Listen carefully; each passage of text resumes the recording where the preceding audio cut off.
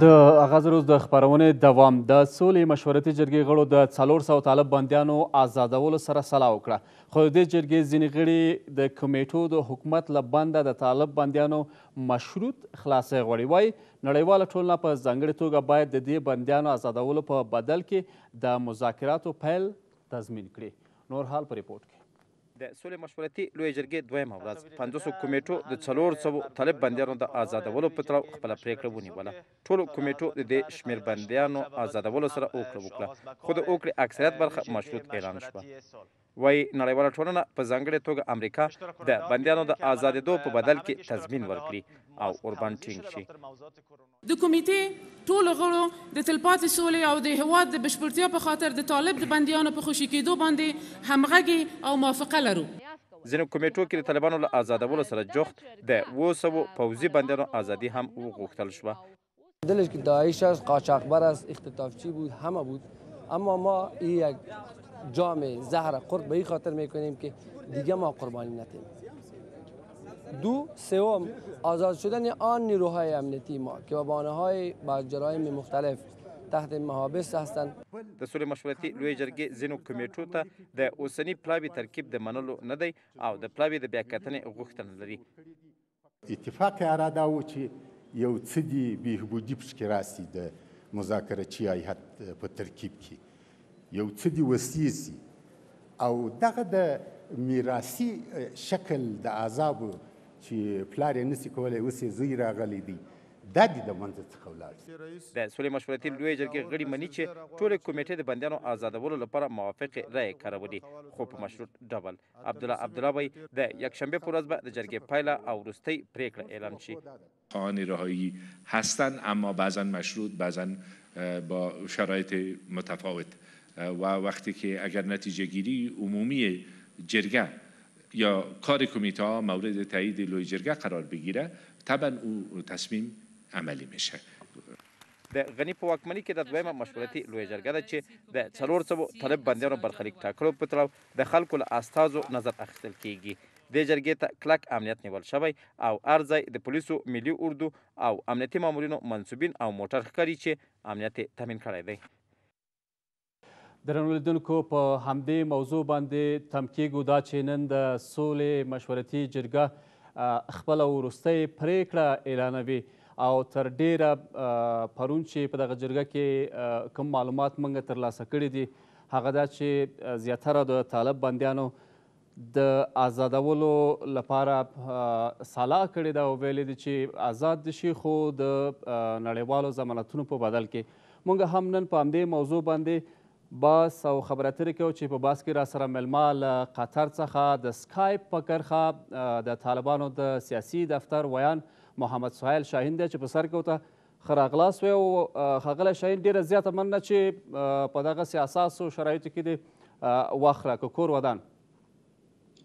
مننه جنګلي صاحب، تاسو نه. لومړی پوښتنه داسې مطرح کومه ښاغلی شاهین دا چې د کومې جرګې سره چې تاسو مخالفت ښودلی و، اکثریت دې پرېکړې ته رسېدلی دي چې ستاسو بندیان آزاد شي. اوس مهال راځئ ووایئ چې څه احساس لرئ؟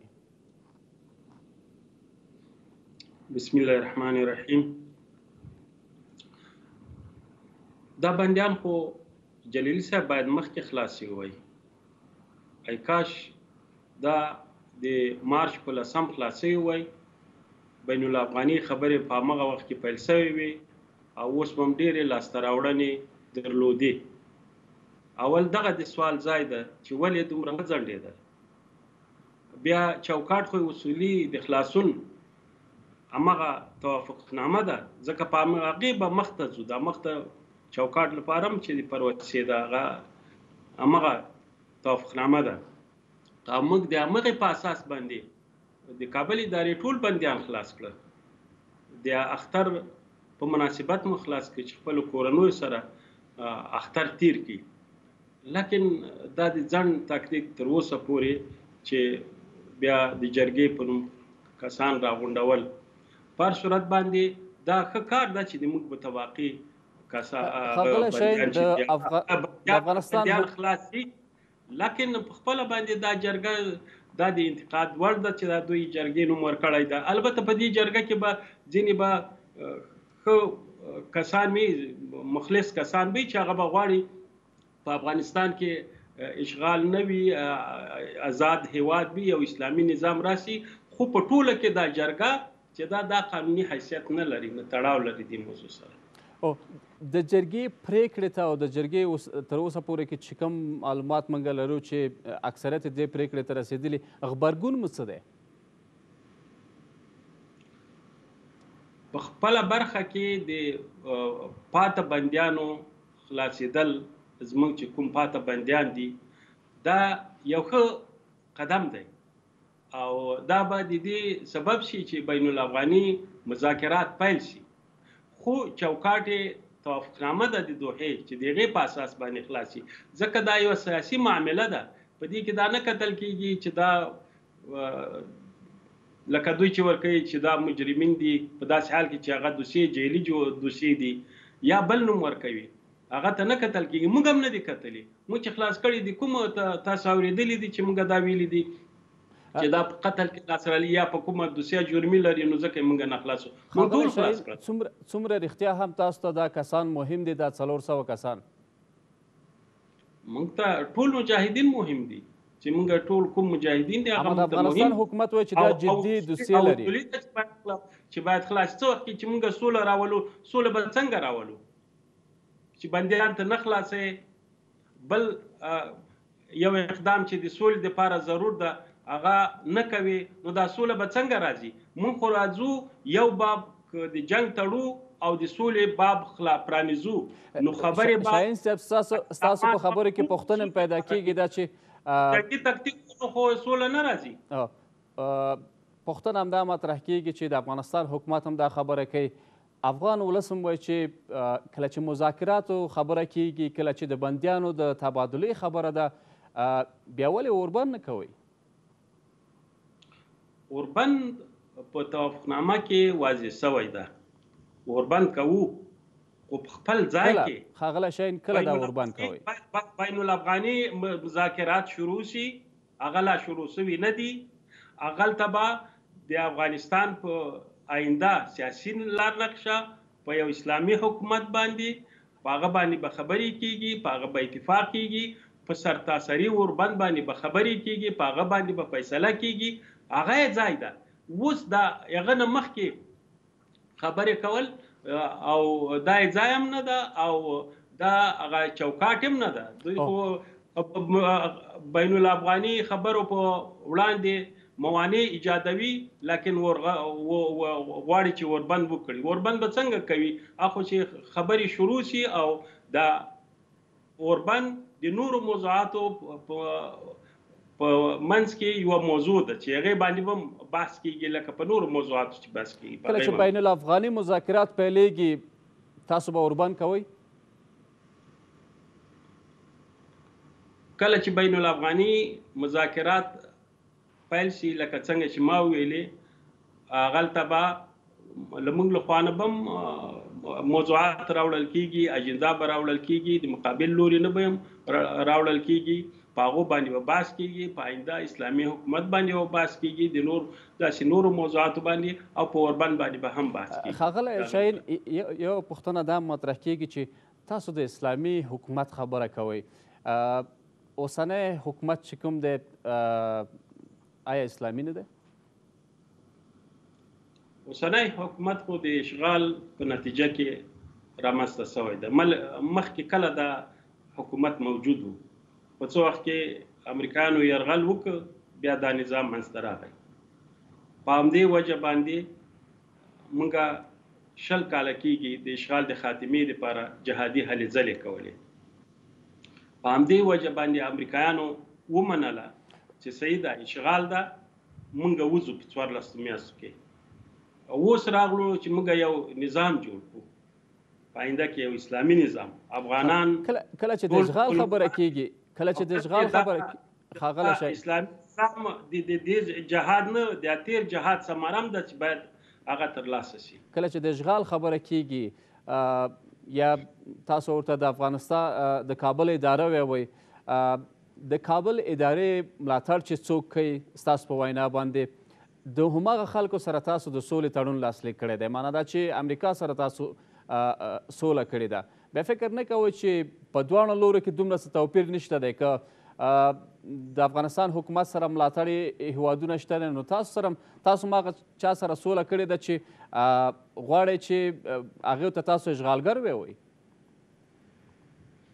نه، د موږ او د هغه ډېر فرق ده.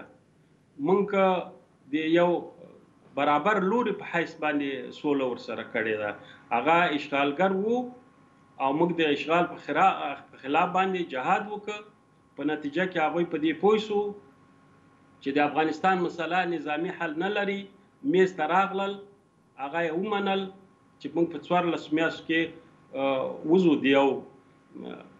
د هغوی په شان د یو مستقل لوري په حیث باندې موږ هغوی سره خبرې کړې دي او ګډون هم کړی د مذاکراتو کې. موږ خو د بادار او د غلام حیثیت نه لرو. صحیح. یو ځل بیا دا پوښتنه مطرح کیږي چې تاسو یعنی طالبان به د افغانستان د حکومت په بدن کې ځای کیږي او یوه سیاسي برخه به تاسو نیسئ، او که نه تاسو اوس هم هغه د اسلامي امارات ادعا کوئ چې اسلامي امارات به پلی کیږي، په داسې حال کې چې د افغانستان حکومت د جمهوریت دعوا کوي؟ بین الافغاني مذاکرات شروع شي، موږ خپله اجنډا لرو، هغه به راوړو. بله موضوع بین الافغاني مذاکراتو کې هغلته په توافقنامه کې لیکل شوي دي په آینده سیاسي نقشه باندې به خبرې کیږي او هغه به فیصله کیږي، هغه به بیا عملي کیږي. په دې لوی مشورتي جرګه کې داسې مور او پلار کورنیو ګډون کړی دی چې د هغې د خپلو کورنۍ غړي د لاسه ورکړي دي په جګړه کې، بیا هم تاسو ته د سولې رایه ورکوي، د سولې لاس درته وړاندې کوي. دغه مور او پلار ته تاسو څنګه ضمانت ورکوئ چې تاسو به بیا لاس په جګړې نه وهئ او نور به د ټوپک به په اوږه نه ږدئ؟ ګوره، هغوی ځینو کسانو که تلفات لیدلي وي خو د اشغال په څنګ کې به درېدلي وي. موږ د هغوی نه زیات تلفات لیدلي دي، خو د هیواد د ازادۍ دپاره دلته د اسلامي نظام دپاره موږ د هغوی نه ډېر تلفات لیدلي دي او قرباني مو ورکړي دي.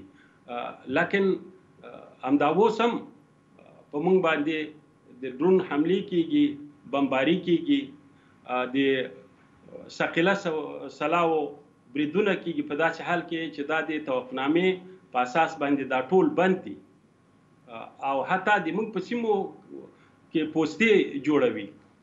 لکن دغلته موږ د مطبوعاتو ته لاسرسی نه لرو، تبلیغات کوي چې تاوتریخوالی موږ زیات کړو.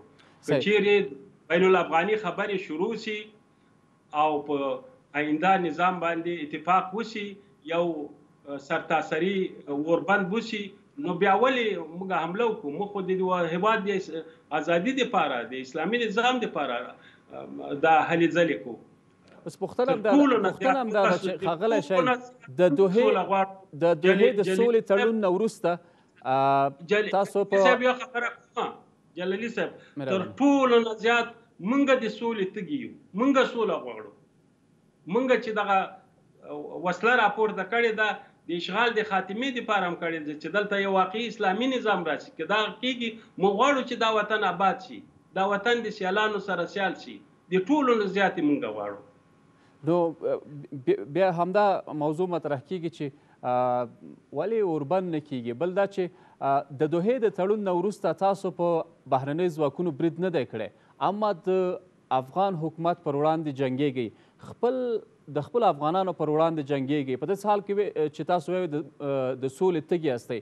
څه توجیه لرئ د دې دپاره چې تاسو په افغان ځواکونو برید کوئ، تلفاتو ته اړوئ، په داسې حال کې چې که چیرې تاسو د افغانستان حکومت سره یو د سولې او تړون ته رسیږئ، سبا به بیرته راځئ د هماغه چا سره به یو ځای کښېنئ، پاڅېږئ به چې تاسو ورسره مخامخ جګړه کړې ده؟ یو خو جلي صاحب دغه د اوربند خبره دا اگر چې ما واضح کړې د فقراتو بیا یې واضح کوو چې اوربند د بین الافغاني مذاکراتو کې د خبرو او د بحث یوه اجندا ده، هغه یې ځای ده. په توافقنامه کې داسې نه دي چې مخکې به اوربند خبرې به شروع کیږي، بیا له هغه نه وروسته د نورو موضوعاتو باندې بحث کیږي او په اوربند به هم کیږي، هغه یې ځای ده.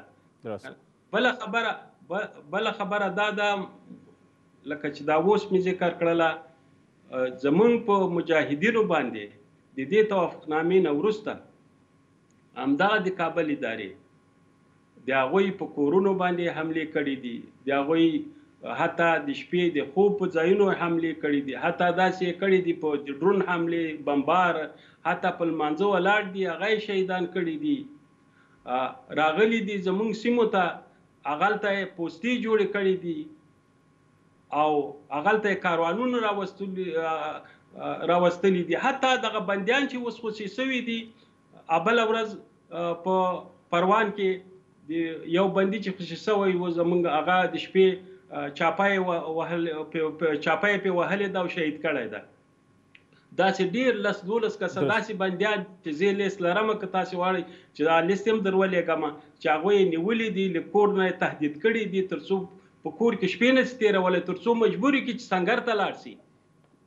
دغه کار نو څوک جنګ غواړي؟ درست. خو په مقابل کې تاسو ښاغلی شاهین بریدونه کوئ.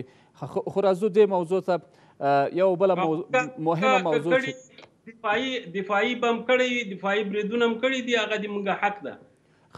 اوس خو د افغانستان حکومت ځواکونه هم په دفاعي حالت کې دي، فعال دفاعي حالت کې دي.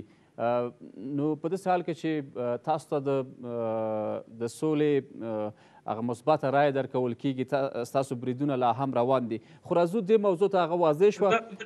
زه وایم جلي صاحب وایم په تېر کوچني اختر کې په لغمان کې ولې د اختر د اوربند په وخت کې راغلل، یو ستراتیژیکه سیمه چې زمونږ و هغلته راغلل، پوستې جوړولې، هغلته یې ولې دا کار وکړ؟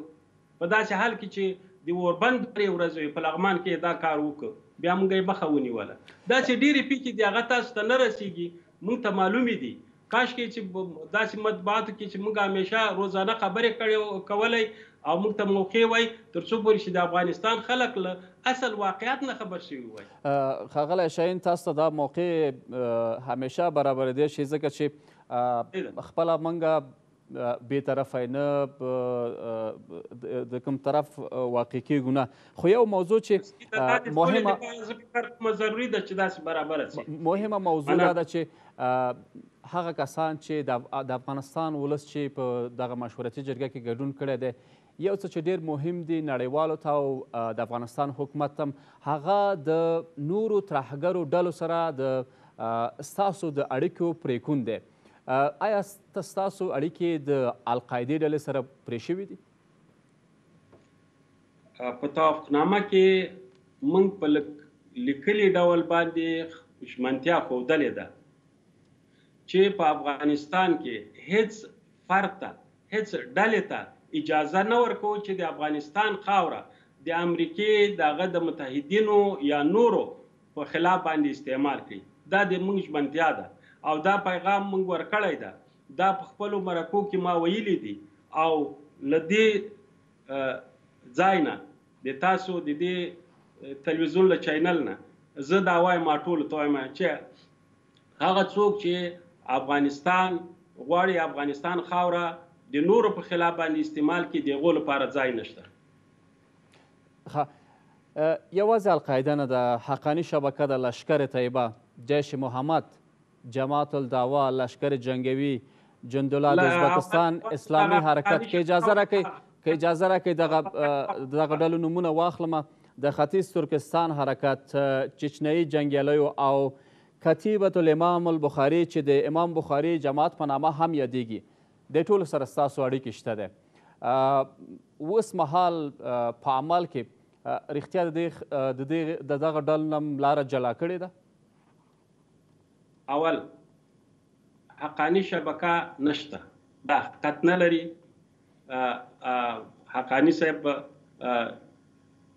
د منګه د اسلامي امارت محترم معاون دی هغه د اسلامي معاون دی ټولو ته معلوم ده دا چې دا شبکه وای دا استخباراتي خبرې دي هیڅ وجود نه لري او نه حقیقت لري ټول یو امارت دی دا یو خبر دوم دا لیست چې تا وویلې دا بالکل د کاغذ په مخ ده د غلطه ځینو استخباراتي کړو د خپلو اهدافو دپاره جوړ کړی ده هیڅ حقیقت نه لري که چیرې وای په دې 100 کالو کې به کومه حمله کړې وه په دې اوربند په وخت کې خو به دغسې حملې سوی یو هغه د داعش حملې څه کوي چې هغه دغلته میلمستونو کې جوړېږي صحیح خیکده سره ته وایي دغه تاسو چې کوم بریدونه کوئ ښاغلی شاهین په کاغذ باندې نومونه یادېږي او هغه هم د دې دپاره یادېږي چې د دې افغانستان د دوی د یو غټ بابا او تهدید جوړ کړي او د هغه نه په اساس باندې خپلې ګټې ترلاسه کړي ښاغلی شاهین دغه تاسو چې کوم بریدونه کوئ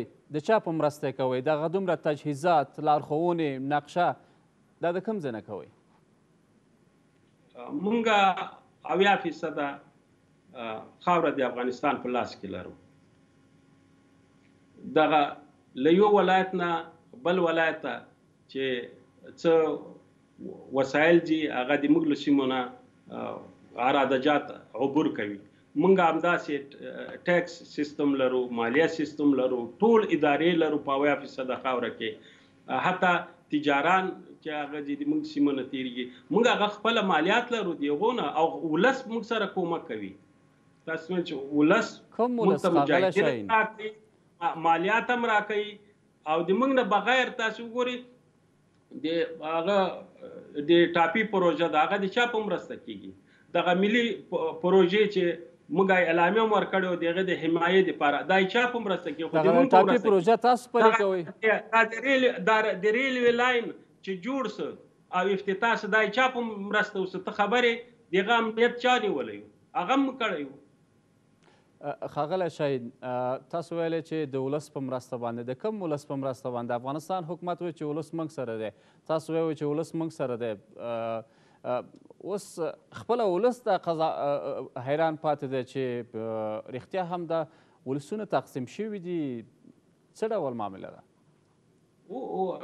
ولس حیران نه دی ولس فیصله کړې ده کله چې دوی په اصطلاح انتخابات کول چې دوی انتخابات ورته وایي هغه وخت کې موږ ولس ته ویلي چې تاسې بایکاټ وکئ دې سره مقاطعه وکئ هغوی مقاطعه وکړله په 15 میلیونو کې 14 میلیونو په هغو انتخاباتو کې چې د دوی په اصطلاح ګډون یې ونه کړ او 1 میلیون چې کېدای شي هغه مامورین دولتي مامورین یغو ګډون وکړ نو هغوی دې نه معلومیږي چې ولس له چا سره دی ولس خو هغه ده چې د لویې جرګې په خیمه کې سره راټول شوي دي ستاسو ولس کومه دی د موږ ولس دغه افغانستان دا ټول کوم هیواد کې ولایتونه دي دا سیمې دي دا زموږ ولس دی دغه چې یو څو مامورین دوی راټول کړي دي چې په هغه کې به کېدای شي ځینې به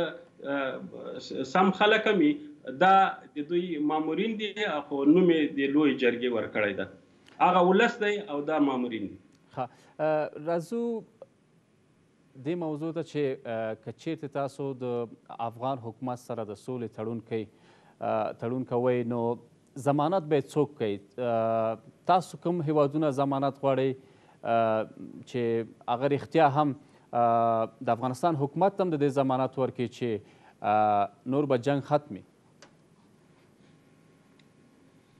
په توافقنامه کې موږ 2 کاره وکړل توافقنامه کې چې امریکایانو سره امضا کړله یو دا ده چې دوی به وځي له افغانستان په 14 میاشتو کې دوهم دا ده چې داخلي مسایل به افغانان به خپلو کې کینی هیڅوک به مداخله نه کوي د ضمانت موضوع به څنګه کیږي نه به اوس مداخله کوي او نه به وروسته مداخله کوي مونږ هیچا ته مداخله اجازه نه ورکو افغانان به په خپلو کینی په خپله فیصله کوي او په خپله به یو نظام جوړوي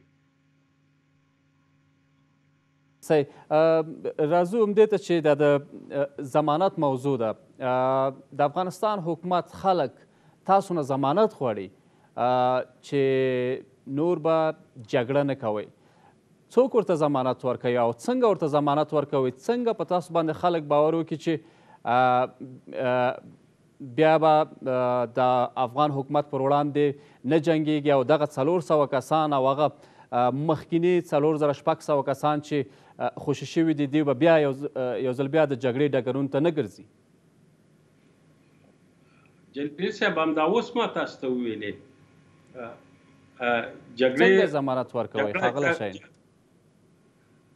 ما تاسو ته وویلې چې جګړه دوی غواړي، بمبار دوی کوي، د شپې بریدونه دوی کوي، حتی هغه بندیان چې خوشي شوي دي د هغو په کورونو باندې چاپې اچولي دي.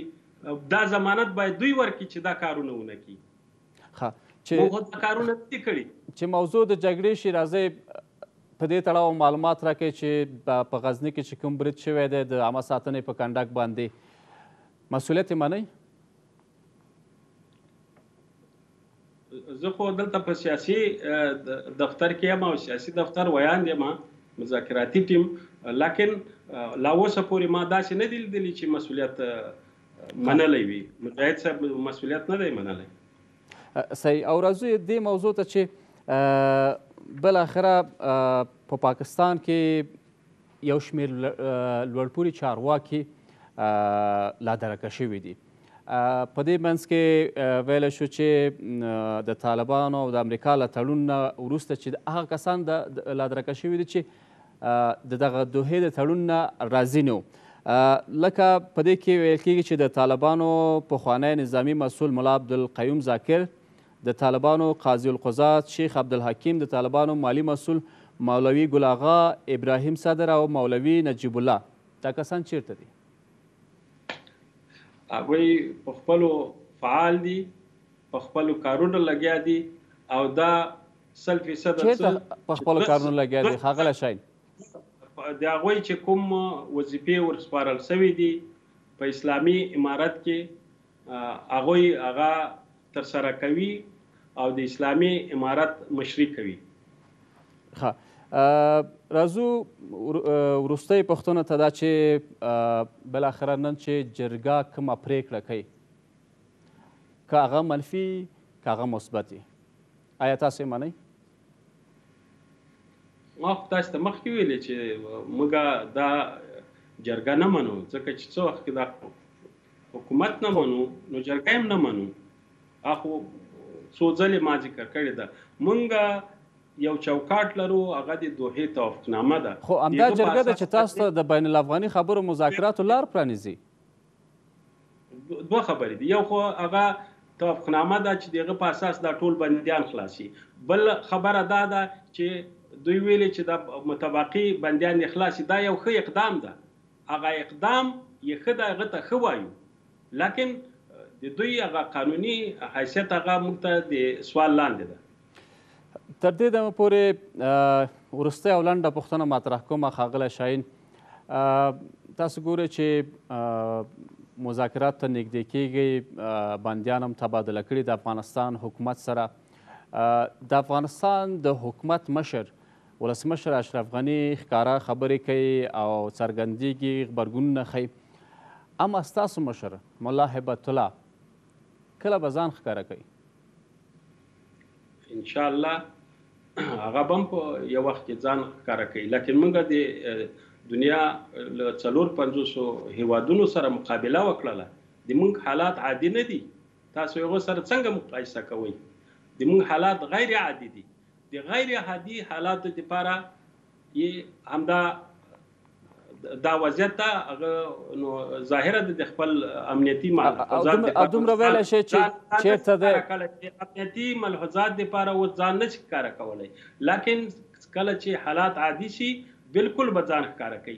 خو په دې اوس حالاتو هم تاسو به د اختر پیغامونه لیدلي وي، داسې نورې بیانې وخت په وخت باندې صادروي، ولس ته هم صادروي، دنیا ته هم او خپلو مجاهدینو ته. خلکو سره خبره او ویره همدا ده چې داسې نه چې د ملا عمر غوندې یو پیښه شي چې یو کال یا 2 کاله وروسته د هغې د مړینې خبره کیږي او دې ته څنګه لږه اشاره وکړئ چې خپله د افغانستان په خاوره کې دی په دې باندې خپل اقتدار ته دوام ورکوي حقیقت نه لري او دومره ویلی شئ چې ملا هیبت الله د افغانستان په خاوره کې دی بالکل ډیره زیاته مننه په قطر کې د طالبانو د سیاسي دفتر واین محمد سهیل شاهین دا چې راغلی او خپل وخت یې راکړلو په دغه مهمه موضوع را سره وغږېدلې او د افغانستان ولس ته دې هم په دې تړاو باندې معلومات ورکړل. کور ودان. نه تاسو نه مننه چې موږ ته موقع راکړله چې د افغان ولس سره خپل نظریات شریک کړو. ډیره مننه. امید ده چې دا دوام وکړي. کور ودان او درنو لیدونکو اوس هم راورسېدو دمې